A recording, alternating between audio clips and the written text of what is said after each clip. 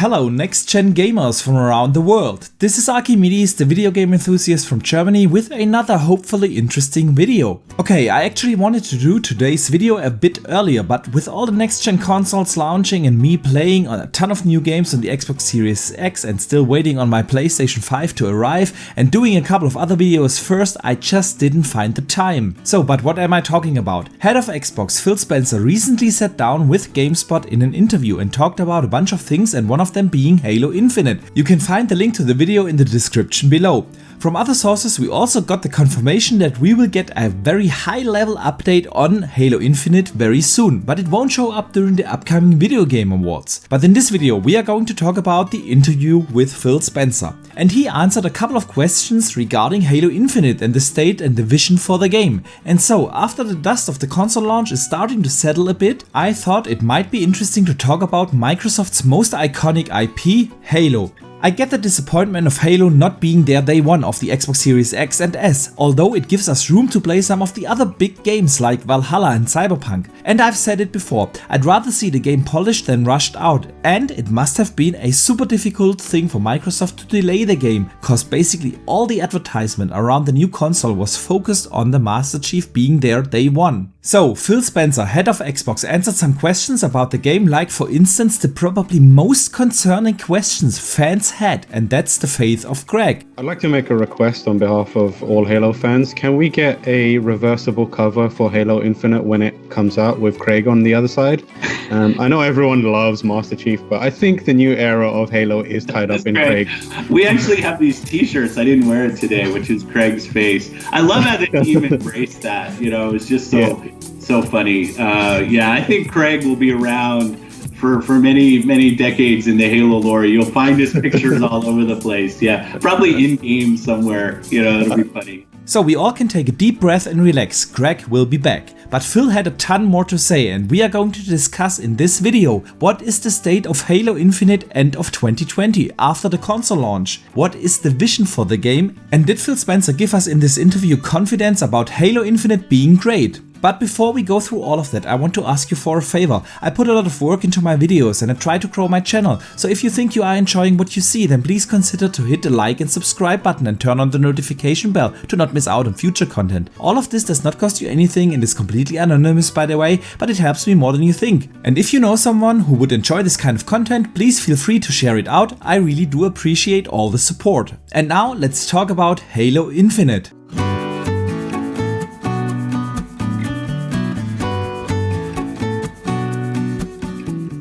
Okay, the interviewer from Gamespot, yeah, that guy actually asked a couple of great questions, and one of them being about the importance of Halo for the Xbox brand. Do you still feel like it is the juggernaut in entertainment that it was in the 360 days? I remember seeing, the incredible numbers around, 3 and the other games that were around the 360. Do you still feel it has that power? I definitely think it has the potential for that power. I think there's something iconic about Bungie's creation originally, about Master Chief. I teasingly call him John Wayne in space, but like this iconic character, hero character that I think people are drawn to. And when I look at how well Master Chief Collection has done, say as it's gone to PC, and as 343s continue to evolve it even now for Xbox Series X and Series S, there's high level of interest. With high level of interest comes a lot of pressure on the team, comes a lot of emotion when we don't hit a date that we wanted to hit. I take all of that emotion and feel that I have as a positive sign for the franchise. That said, there are a lot more big franchises now in gaming than there were back when Halo 1, 2, and 3 launched. And I think that's a good thing for our industry and a good thing for Xbox, the fact that we can have a diversity of franchises and what those mean. So I don't think a platform has to define, we get the, who's your iconic character on a platform? I think you are the iconic character on our platform. It's not any one of our individual franchises. And I think that's a strength. But I have a ton of belief belief in Halo and 343 and where we're going. And I've played quite a bit of Infinite, and I'm looking forward to other people getting to play. So there you have it. Microsoft still sees the Halo brand of importance for the Xbox ecosystem, and there's definitely no denying it. The Master Chief is kind of the mascot for the Xbox brand right now, but the way how Phil answered it is quite interesting, cause he did a little dance around just saying it, and that gives me the feeling that Microsoft wants to introduce probably a bit more IPs to be the iconic face of the Xbox brand, and it would only make sense to have, for instance, Senua from Hellblade being such a face, or the Doom guy, or even Fable. But getting back to Phil's statement about Halo Infinite, of course, he being the head of Xbox, he has to reinsure his faith in the brand and in the team of 343 Industries, the developer of Halo Infinite. And that brings me to another good question in the interview about the management positions and the turnovers that we have seen within 343 Studios lately. In case you missed it, over the last few months there has been a couple of reports and rumors and confirmations of turnovers within the development studio. The biggest announcement probably being Joseph Staten taking over the lead of the campaign team for Halo Infinite. He is an old veteran from the Bungie days, and this made quite the news in August. And of course there were a lot of discussions surrounding these turnovers within 343 Studios, and rightfully so in my opinion, cause you have to ask the question, what happened to the game? Halo Infinite had a development time of 5 years and a development budget of apparently $500 million. Now, whether that budget is true or not, Microsoft is definitely putting a lot of money into their biggest franchise, so they had a lot of time and resources to build Halo Infinite, and when it was shown in July, the disappointment was not about the gameplay itself that has been shown, but about the graphics and the lack of polish. So when you manage a project and you have a deadline like console launch, probably the most important deadline you can have in the gaming industry, and you have time and money and still can't deliver, you have to ask the question, what is going on with the management? And yes, we have a very special situation globally right now, but other developers were also able to ship their game. And I'm not saying I don't understand the global situation, I do respect every studio and delay, but the incredible silence from the studio speaks for itself. So there is no wonder about the turnovers after the July event, and let's hear what Phil had to say about that. There's been a level of staff turnover and changes at 343 this year. And obviously when people see that, you get armchair analysts and you get various people starting to worry. And can you give us like a status update on the game and the team there? And is the turnover something that we should be worried about? Yeah, I think this has been a long project, and I think we've added people to the team. When I think about Pierre and I think about Joe coming onto the team, sometimes what hits the press or when certain things get announced internally have actually happened months before. So it's not always true. It's not always accurate that when these things line up. We did take the feedback coming out of the July showcase event seriously, both on the date and what people were expecting from the game. It was a miss on my part, to open our July showcase with Halo Infinite and then a couple weeks later have to move the date. Like that, I don't take the sentiment and the emotion of our fans and our customers lightly. And when we get into a situation where we set an expectation that this is something you're going to have at launch, and then we have to change that expectation not too much after our showing, that's a mistake.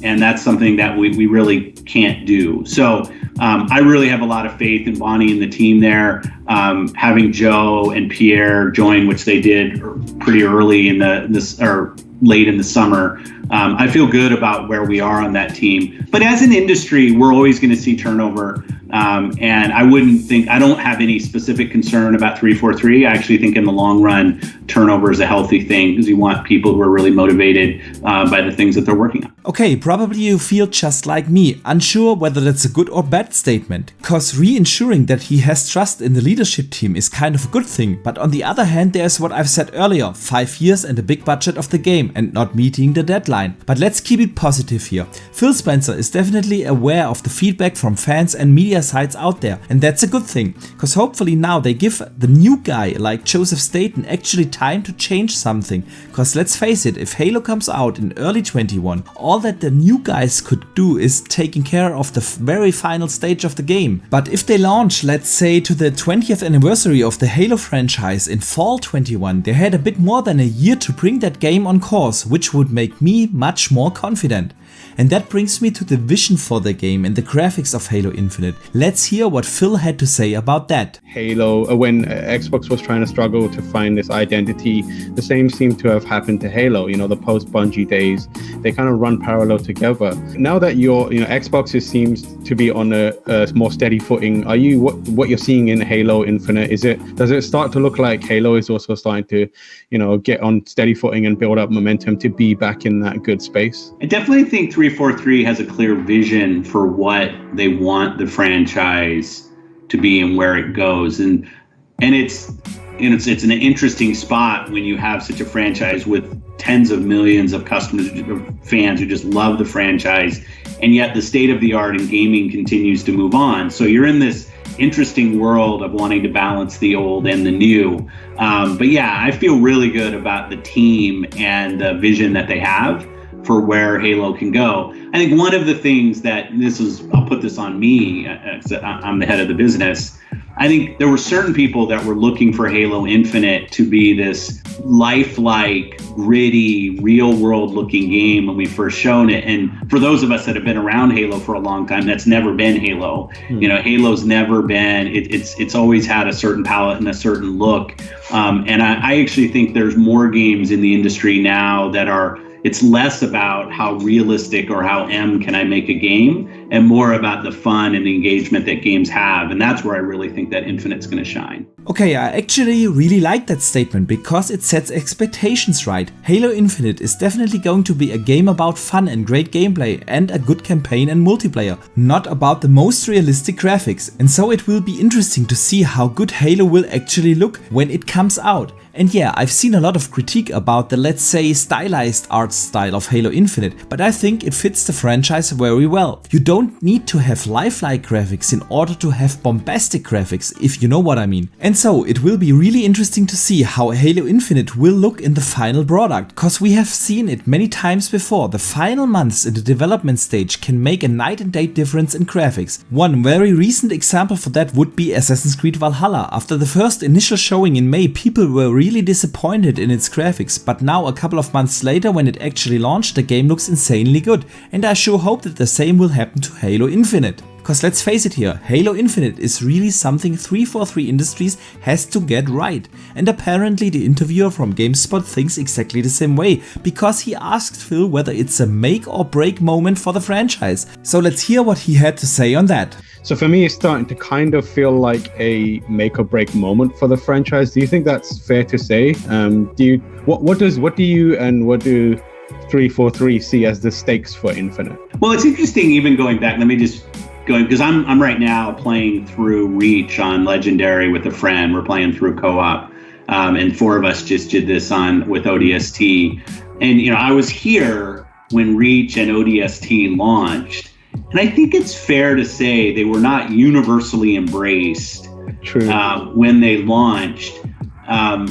For the people who had 2 and then 3, because they were a little bit different. Where's Master Chief as the central character in the case of ODST? Who are these orbital drop shot troopers, and where are my Spartans? And now when you go back, like you mentioned them in the same breath with 1, 2, 3, you instantly go to Reach and ODST. And I even start to feel that about 4. Like I'll get some commentary now that people love the story in 4. They wanted multiplayer to be better. Then when they go to 5, many people say 5 was the best multiplayer in the franchise. They wanted the story to be better. But I think there is something kind of historical that people, they'll look back on the games. When they first come out, there are certain expectations. But then over time, I think certain games, and especially in the Halo franchise, become beloved, even if they weren't universally embraced when they come out. So I don't look at any one of these individual launches, Infinite included, and say there's some kind of make or break, because I just don't think entertainment works that way. Okay, I don't know about you, but I'm a bit confused about the statement. Did Phil just say, even if the game is initially not well received, it might turn out to be a fan favorite? Or did he, in a diplomatic way, prepares for Halo not turning out to be the game we all want? I think it was the first thing. You know how it is with first impressions, they are really hard to forget, but I think Microsoft knows about the importance and knows about this make or break moment for the franchise and will give 343 enough time to get Halo Infinite right. And I actually do think that they have talent talented developers, but that they have had a management problem over the last years. Now, since Microsoft is obviously addressing this, I am very positive about the future of the franchise, cause Halo has a lot to offer. The lore is there, and 343 has actually done a great campaign in Halo 4. They've done a great multiplayer in Halo 5, and now with Halo Infinite they're going into a more open world approach with light RPG elements and side quests in a Halo game, which I can't wait to see how it works. So the big question now is, when will we see Halo Infinite again and when will it actually be released? We can only speculate at this point, but my guess is that we won't see Halo before the time of E3 next year, cause you know the worldwide situation hasn't changed to date, and as a launch window I expect them to target fall 21, cause like I said earlier, that's when the Halo franchise celebrates its 20th anniversary, and what better way to do that than with a hopefully fantastic Halo game. And like I said in the beginning of the video, they teased some high-level announcement in the upcoming weeks, and I expect that to be some sort of blog post about some of the targets for the game. But for now, I hope you enjoyed this video, and if you did so, please do not forget to hit the like and subscribe button as well as the notification bell, and consider sharing this out to other gamers. I would greatly appreciate it. And let me know in the comments below, what do you make out of Phil's statements about Halo? When do you think we will see the game again? And besides here on YouTube, you can also hit me up on Twitter, where I share a lot of opinions and gaming discussions. But for now, thank you very much for watching, I see you the next time, and game on!